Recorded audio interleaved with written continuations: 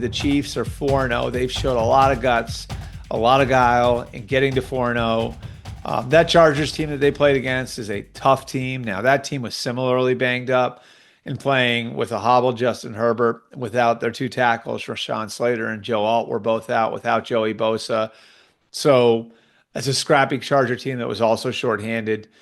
We saw what the Chiefs were capable of. I think the big play to Xavier Worthy sort of bailed them out and got them through some of their offensive struggles. You see them lean on Travis Kelce a little bit more.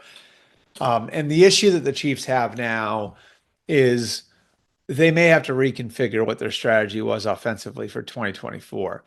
If you talk to people there over the summer, what they would tell you is they felt like the offense had a chance to be not just a little better, but a lot better than it was the last 2 years based on the personnel they had on hand. And the vision was we got Hollywood Brown on one side, we've got Xavier Worthy on the other side. Both those guys can fly, both those guys can track the ball, both those guys are going to force defenses to play us a certain way. And those two guys over the top are going to create space underneath where Travis Kelce and Rashee Rice are just going to eat up yards. We'll see on Rice's status if he's got a chance to come back this year. It doesn't look great. Hollywood Brown, a lot of uncertainty on when he's going to be back. So now you're left with Worthy, you're left with Kelce. Kelce, of course, at his age, at 35 years old, is going to have to be managed through the season. So there's that piece of it as well. So what are you looking at offensively now? Where do you go offensively if you are the Kansas City Chiefs? I would just say this. Their general manager, Brett Veach, has done a very good job of serving the team that he's got right now. Whatever that team is, serving the team he's got right now over the last few years and making changes and bringing in guys that his team might have needed in a pinch to make it work over the course of the season. A great example of it, a couple of years ago, they traded for Kadarius Toney, who was a very, very clearly a distressed asset in New York.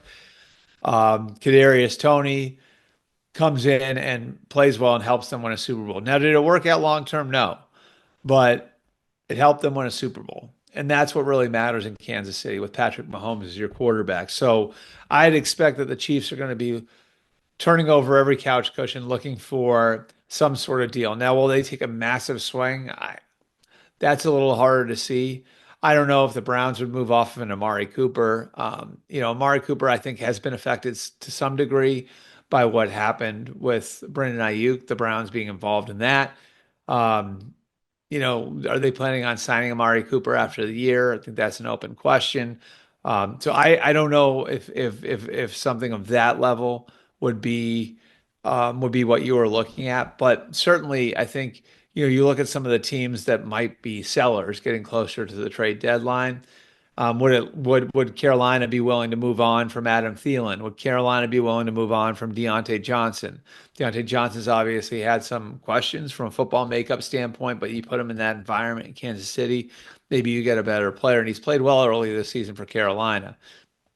Tennessee, they win last night, but are they in a position where they're going to be a seller going into the trade deadline? And so do you look at a DeAndre Hopkins from there? Or do you go the distressed asset route, right? So spoke about the Titans there. There's somebody like Treylon Burks, who isn't playing very much right now, but was a first-round pick. Does he appeal to you in the same way Kadarius Toney appealed to you? So there should be options out there. I think the Chiefs, if you're Kansas City right now, you take a deep breath, you reassess, you get your update on Rashee Rice and his availability. Again, doesn't look great. Get your update on the availability of Hollywood Brown. You see how he comes along over the next couple of weeks. You do have the flexibility of being able to wait here because you've got Patrick Mahomes as your quarterback, so the whole thing's not going to come undone because of a couple of injuries. And then you look at reimagining your offense. Because without Hollywood Brown, without Rashee Rice, it's going to be really hard to carry out the vision that you had for the offense at the beginning of the year.